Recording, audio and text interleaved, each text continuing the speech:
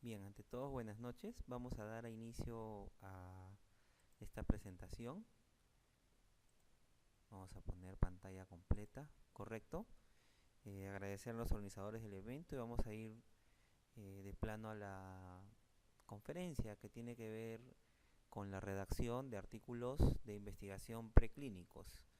Entonces, mi nombre es Alberto Alcibiades Salazar Granara y les voy a exponer un poquito algunas pautas, ¿no? Con certeza no pueden ser todas, pero daremos algunas pautas relacionadas a, eh, a la redacción de artículos científicos en el ámbito preclínico, que es un punto importante, una investigación orientada a las ciencias básicas. Correcto, entonces la agenda que vamos a desarrollar es primero las generalidades acerca de los estudios preclínicos y cuáles serían las pautas, pero de redacción, pero enfocadas eh, sobre todo a materiales y métodos, debido a que todo, digamos, la redacción del paper para hacerlo en 30 minutos, de pronto no es algo que podamos hacer en esta oportunidad. Pero por lo menos podemos hablar algo de una de las partes más importantes de la redacción de un artículo, que es la parte de materiales y métodos, y en los estudios preclínicos es aún mucho más importante, ¿ya? Y lo vamos a ir entendiendo por qué. Bueno, en relación a los tipos de investigación y las oportunidades de investigación, este gráfico del árbol de la medicina es muy importante, ¿no? Posiblemente algunos en automático observen la gráfica y cuando consideren una investigación preclínica seguramente eh, algunos la asociarán con la farmacología, otros con la fisiología, ¿no? Y ciertamente lo son, ¿no? Y además son ciencias eh, de las bases de la medicina, como ven en el árbol, y de ahí que es una de las razones por las cuales son importantes ser estudiadas, pero siendo las bases son importantes para aprender todas las materias relacionadas a las partes clínicas. Y hoy en día, ¿no? En la parte preclínica inclusive de emprender estudios eh, de emprender estudios básicos, por decirlo así, en farmacología, en la evaluación de aumento o estímulo de tal reacción y la inhibición de esta para poder establecer un efecto. Hoy en día esto también ha llevado a modelos experimentales preclínicos de patologías también. De ahí que por lo tanto ya está imbrincado la investigación preclínica no solamente en las ciencias básicas, sino también en las ciencias clínicas, ¿ya? Y bueno, como otro mensaje en este rol de la medicina, todo lo que está ahí, todos esos cursos que están ahí son importantes que los estudien y muchos más seguramente que no están ahí en esta gráfica. Bueno, entonces vamos a tener una diversidad de estudios o tipos de investigación, desde los ensayos preclínicos, los ensayos clínicos, ¿no? Entiéndase como ensayos aquellas investigaciones en las cuales hubo una intervención de la mano del hombre en el estudio, en el experimento, y los estudios clínicos epidemiológicos en los cuales prácticamente se circunscriben a estudios observacionales, en los cuales el hombre no interviene, no es un experimento, pero permite también hacer descripción, comparación y hasta análisis, ¿no? Con el sesgo de ser eh, no controlados, ¿no? Se pueden buscar el control de alguna manera, pero estrictamente no son ensayos controlados, como sí lo son los ensayos preclínicos y los ensayos clínicos. Los ensayos preclínicos, ¿no? Como la misma imagen nos presenta, vendrían a ser los estudios que se realizan en la fase prehumana, ¿no? A nivel de laboratorio, animales de experimentación, por ejemplo. Y los estudios clínicos es lo que se realiza en humanos. ¿Correcto? Entonces vamos a ver los ensayos preclínicos, ¿no? Fíjense ustedes, ¿no? Que el conocimiento es el producto, pues, del accionar de la investigación, ¿no? Y la investigación, pues, va desde la preclínica hasta la clínica, que es la punta del iceberg del conocimiento que surge a partir de las experiencias en los humanos, ¿no? Pero fíjense ustedes, ¿no? Que previo a que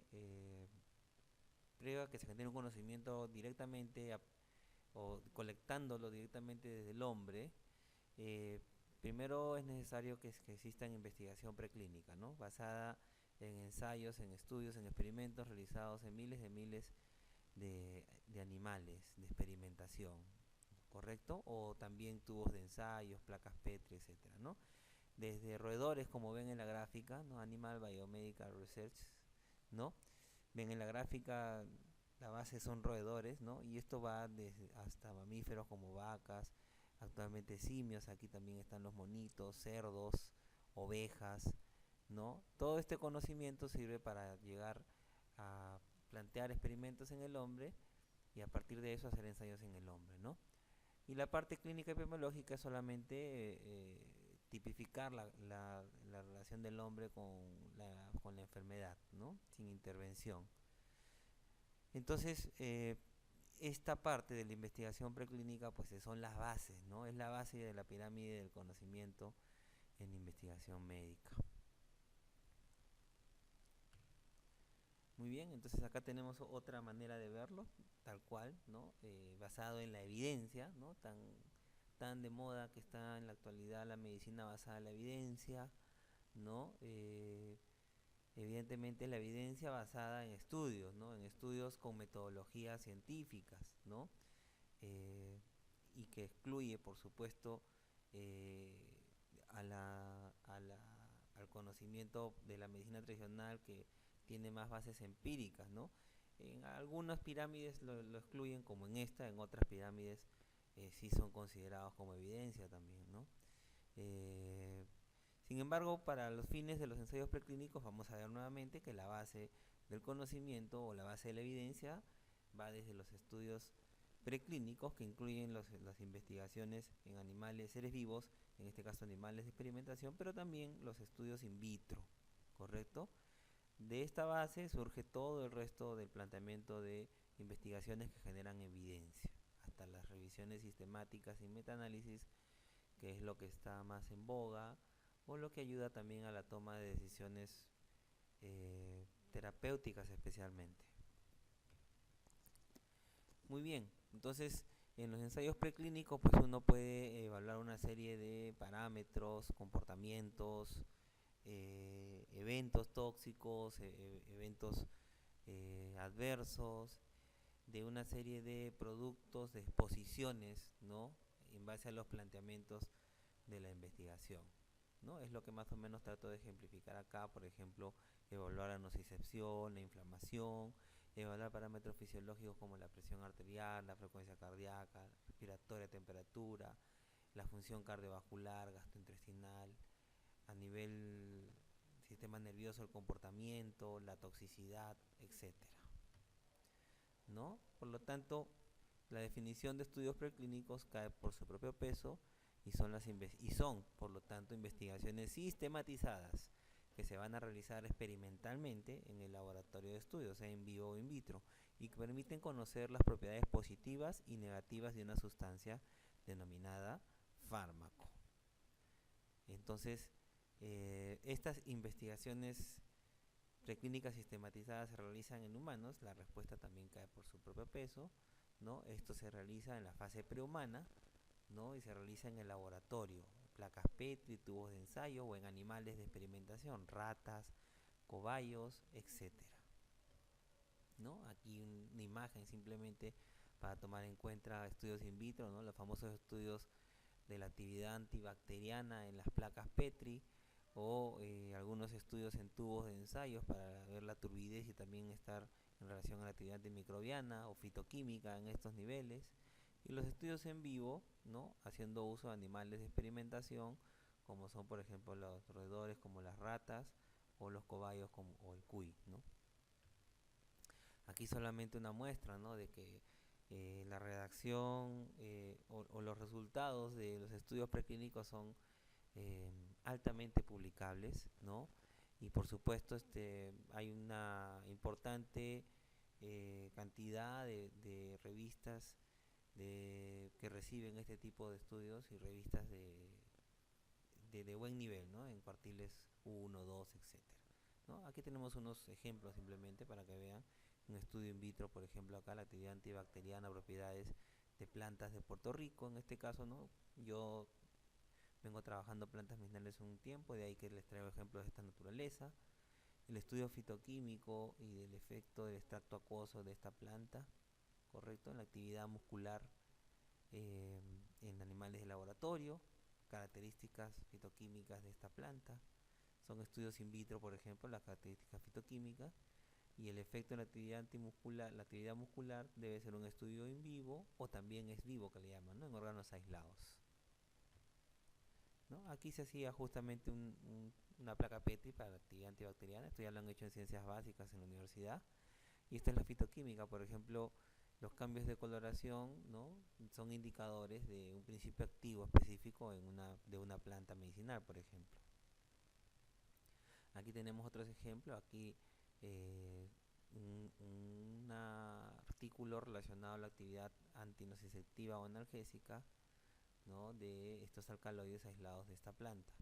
En este caso, el efecto analgésico del liofilizado de esta planta. Estos son estudios in vivo, por supuesto, de modelos experimentales de dolor, ¿no? Y aquí, por ejemplo, la gráfica nos hace referencia a un modelo experimental de dolor de la placa caliente, ¿no? Acá el animal, esta placa está a una temperatura específica y cuando el animal reacciona que sintió la temperatura, va a levantarse y lamerse las patitas. Eso es el umbral de nocicepción, ¿no? Por supuesto es una temperatura que no va a quemar, sobre todo tomando en cuenta el tiempo de exposición que debe estar el roedor, ¿no? Para que el experimento mantenga el estímulo térmico y no queme, ¿no? Aquí la actividad sobre la glucosa sanguínea, ¿no? De esta planta, igual son estudios experimentales in vivo en ratas que se les induce la diabetes con aloxano, que es un tóxico, el efecto hipoglicemiante sobre del Physalis, ¿no? En un modelo experimental también de inducción de diabetes, pero en este caso utilizando streptozotocina, que es otro tóxico. Y bueno, en un fármaco, ¿no? ¿Qué estudios se realizan primero? ¿Preclínicos o clínicos? La respuesta también debe caer por su propio peso. Los estudios preclínicos son los primeros en realizarse para un fármaco y en una fase siguiente los estudios clínicos, ¿no? Un fármaco es una sustancia que produce un efecto biológico, ¿no? Proviene del griego fármaco, droga. Droga es toda sustancia química capaz de inducir una reacción o cambio en el funcionamiento celular y los tejidos vivos, ¿no? Sea una planta, un tejido humano, medicamento, etcétera, ¿no? Son fármacos. ¿Por qué son investigaciones sistematizadas los estudios preclínicos? Porque evidentemente se basan en un protocolo de investigación, que es un documento que nos va a ordenar, ¿no? Toda la idea de investigación que tenemos va a ser ordenada en el protocolo y este es el que es evaluado previamente antes de ser ejecutado, ¿no? Y tiene pautas que son normatizadas según las agencias reguladoras, ¿no? Por ejemplo, FDA en Estados Unidos, EMA en Europa, INES o DIGEMID en Perú, etcétera, ¿no? Hay una serie de pautas de normatización para hacer este tipo de investigaciones. El ejemplo de FDA solamente es eso, un ejemplo, ¿no? Un protocolo es una guía, pues, ¿no? Es una guía en la cual se plantea, diseña e informa acerca de la búsqueda de un nuevo conocimiento. La FDA, como les decía, es una de esas agencias regulatorias, ¿no? Que nos va a establecer normas, ¿no? Para la investigación preclínica. Es una digamos, de las instituciones en las cuales van a encontrar documentación acerca de la normatización de los ensayos preclínicos, ¿no? Para el caso de Estados Unidos, ¿no? Más no es la única, ¿no? Hoy día tenemos una serie de otras fuentes, ¿no? Para poder tener en cuenta cuáles son las normas, ¿no? Para la realización de ensayos preclínicos. Ok. ¿Y cuáles son los estudios preclínicos de rigor, ¿no? Que por ejemplo se puede sacar de las documentaciones que existen en FDA para el caso del estudio de un fármaco. Entonces, esta es la dirección, ¿no? Que más o menos siguen los estudios de los fármacos, una etapa preclínica. Estos son los estudios que se deben realizar a nivel preclínico, ¿no? A nivel clínico y una etapa post-mercado, que ya es la parte epidemiológica de vigilancia. ¿Qué estudios se deben realizar, ¿no? En todos estos niveles, ¿no? Pero en la etapa preclínica y clínica son digamos, de rigor los estudios de seguridad y eficacia. O sea, En la etapa preclínica saber qué tan seguro es la droga, si no es tóxica, qué daños puede producir, etcétera. Y si es una droga potencialmente analgésica, su eficacia, es realmente analgésica, qué tan potente es, en qué dosis, si tiene fenómeno de dosis respuesta, etcétera, ¿no? Más o menos lo mismo, superada esta fase pasa al hombre y se vuelve a hacer lo mismo, ¿no? Y en la etapa de mercado es una vigilancia en la cual se puede seguir explorando la seguridad y se puede seguir explorando la eficacia, inclusive ir revelando nuevos efectos de la sustancia que ingresó por este lado. Y entonces los estudios deben ser estudios de seguridad y eficacia en la parte preclínica, ¿no? Por ejemplo, ¿cuáles son los estudios de toxicidad, de seguridad? Por ejemplo, son los estudios de toxicidad, ¿no? De una sustancia o un metabolito denominado fármaco, ¿no? Toxicidad va desde la toxicidad aguda y esto ya tiene que ver en relación al tiempo de exposición a la sustancia problema, al fármaco, a la droga, al extracto vegetal, etcétera, ¿no? Entonces toxicidad aguda, subaguda, subcrónica, la toxicidad a nivel de los genes, la mutagenicidad, la toxicidad celular, la toxicidad en el periodo de embrionario o toxicidad o teratogenicidad, la toxicidad a nivel inmunológico, etcétera, ¿no? Hay unos ejemplos, por ejemplo, de publicaciones de estudios preclínicos relacionados a estudios de seguridad, como la toxicidad subaguda, ¿no? Del extracto de esta planta, ¿no? Y en este caso la genotoxicidad, ¿no? De esta planta argentina de la familia Chenopodiaceae. Por ejemplo, ¿no? Si hablásemos de un estudio de toxicidad aguda, que es un estudio de seguridad, ¿no? Hay una serie de pautas, ¿no? que deben ser cumplidas ya propiamente para hacer los estudios, ¿no? Entonces se emplean 3 especies en animales, una de ellas no debe pertenecer a la orden Rodentiae, se ensayan en hembras y en machos, se administra la dosis total en una sola aplicación o en varias en un máximo de 24 horas. Se emplea una dosis siempre mayor a la terapéutica para humanos multiplicada por 10, ¿no? Para sacar un poquito la dosis. Se usa la vía de administración que se emplearía en el humano, que comúnmente es la oral o la endovenosa también. Y esta última puede reemplazar a los demás ensayos de toxicidad aguda, ¿no? Sobre todo si es que ves la vía endovenosa. La vía intraperitoneal puede reemplazar a la vía endovenosa en los animales pequeños, lo cual es bien difícil canalizar una vía en animales pequeños, ¿no? Correcto, ¿no? La observación de los animales debe darse en un periodo de 15 días, por ejemplo, y debe ir acompañado, ¿no? De los estudios de anatomía patológica, tanto morfológica, macroscópica como microscópica, y también de las evaluaciones serológicas, bioquímica, etcétera, ¿no? Para tener una idea de la toxicidad, ¿no? Neurológica, etcétera. Detalles, ¿no? Para que más o menos vayan entrando a qué cosa es un ensayo preclínico, ¿no? Por ejemplo, también es necesario tomar en cuenta la teratogénesis, ¿no? Es decir, el efecto potencial sobre el producto de la gestación, ¿no? Y para eso tienen que hacerse estudios que se expone la sustancia en el periodo de organogénesis, ¿no? Y esto solamente es posible hacerlo en la fase preclínica, porque ningún ensayo clínico ingresa a una gestante eh, para investigación, ¿no? Entonces, por lo tanto, la información en este campo todavía es más oscura, ¿no? En relación a lo que sabemos para el hombre. La eficacia evidentemente es evaluar las propiedades, ¿no? Las propiedades atribuidas, ¿no? En una forma lógica, ¿no? A la sustancia, al fármaco, al metabolito, al extracto de la planta, etcétera, ¿no? Y esto va en el amplio espectro, actividad antiinflamatoria, analgésica, antihipertensiva, etcétera. También es importante explorar la parte molecular en relación al mecanismo de acción, cómo es que se está produciendo en relación a la interacción droga-receptor y también la farmacocinética, o sea, la absorción, la distribución, el metabolismo y la excreción del fármaco. Si es posible hacerse eso, se hace, ¿no? Para las drogas se hace, ¿no? Para los extractos vegetales, productos naturales, quizás eso es más complejo hacer y es más difícil encontrar publicaciones de esa naturaleza. Pero, sin embargo, sí existe.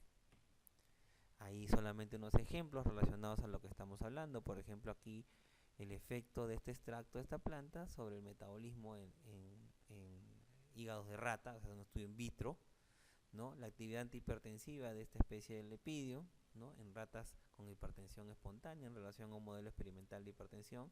Aquí miren distribución, metabolismo y excreción de esta droga, ¿no? Que está presente en esta planta, ¿sí? En, eh,